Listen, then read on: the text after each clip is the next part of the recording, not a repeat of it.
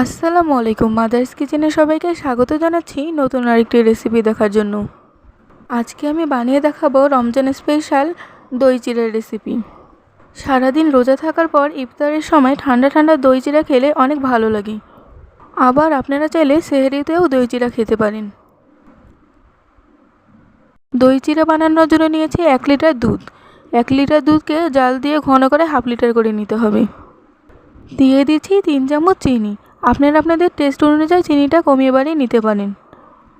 চিনি দেওয়া হয়ে গেলে ভালোভাবে নেড়ে দুধটাকে ঘন করে নেব। দুধ ঘন করে নেওয়া হয়ে গিয়েছে। এখন ঠান্ডা করে নর্মাল ফ্রিজে রেখে দেব আধা ঘন্টার জন্য। নিয়ে নিয়েছি 250 গ্রাম চিড়া। চিড়াগুলোকে ভালোভাবে ধুয়ে নেব। আমি এখানে সাদা চিড়া নিয়েছি, আপনারা চাইলে লাল চিড়াও নিতে পারেন।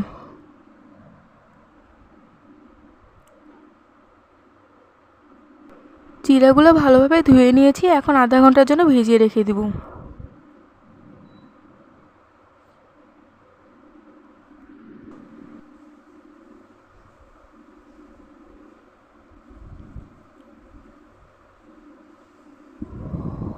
ফিরে এলাম আধা ঘন্টা পর।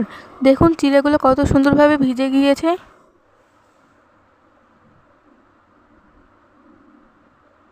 এখন দই চিড়ার ডেজার্টটি তৈরি করে নেব। দিয়ে দিচ্ছি আগে থেকে জাল দিয়ে রাখা ঠান্ডা দুধ।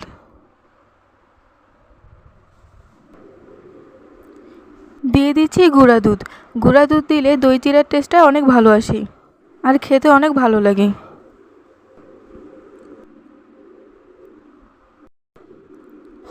দিয়ে দিচ্ছি 1 কাপ ডালিম।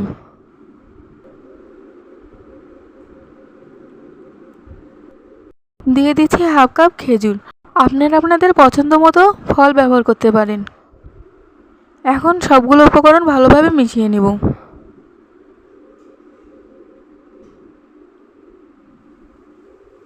ভালোভাবে মেশানো হয়ে গেলে দিয়ে দিচ্ছি বড় চামচ দিয়ে 2 চামচ দই।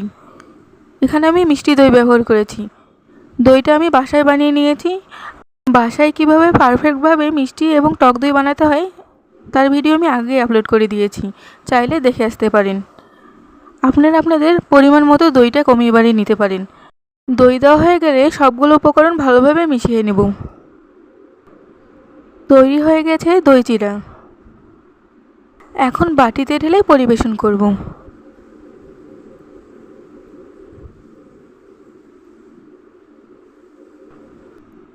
দিয়ে দিচ্ছি দই। আপনারা আপনাদের পরিমাণ মতো দইটা নিয়ে নেবেন।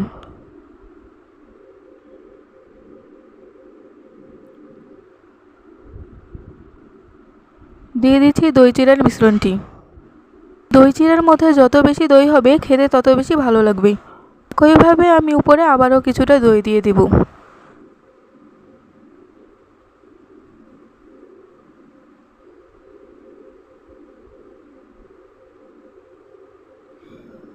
দই দিয়ে দেওয়া হয়ে গেলে আবারও চিড়ার মিশ্রণটি দিয়ে দিব।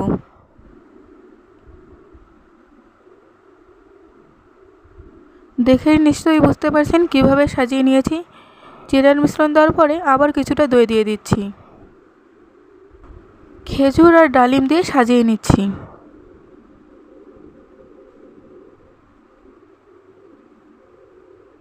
তৈরি হয়ে গেল ঠান্ডা ঠান্ডা দই চিড়া রেসিপি।